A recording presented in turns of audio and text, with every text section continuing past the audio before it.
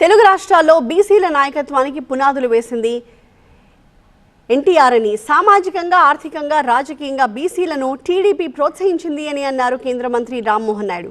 YCP హయాంలో మంత్రులకు అధికారాలు లేవని, 5 ఏళ్ల పాటు బీసీలను అవమానించారని, పార్లమెంట్లో మాట్లాడుతుంటే తనను కూడా అవమానించారని రామ్మోహన్ నాయుడు అన్నారు. గుంటూరులో టీడీపీ ఆధ్వర్యంలో జరిగిన బీసీ మంత్రుల సన్మాన కార్యక్రమంలో ఆయన ఈ వ్యాఖ్యలు చేశారు.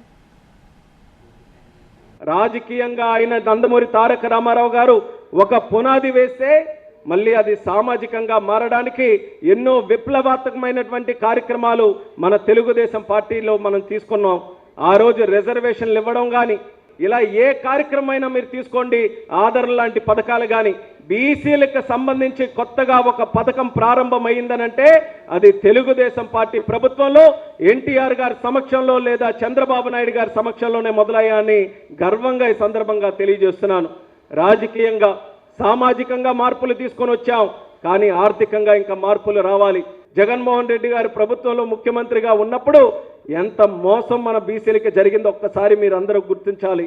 ఆ రోజు నాయకులు ఉన్నారు, బీసీల్లో మంత్రులు ఉన్నారు, పేరుకే మంత్రులు తప్ప ఒక్క మంత్రి దగ్గర కూడా పవర్ ఎక్కడా కూడా లేదు.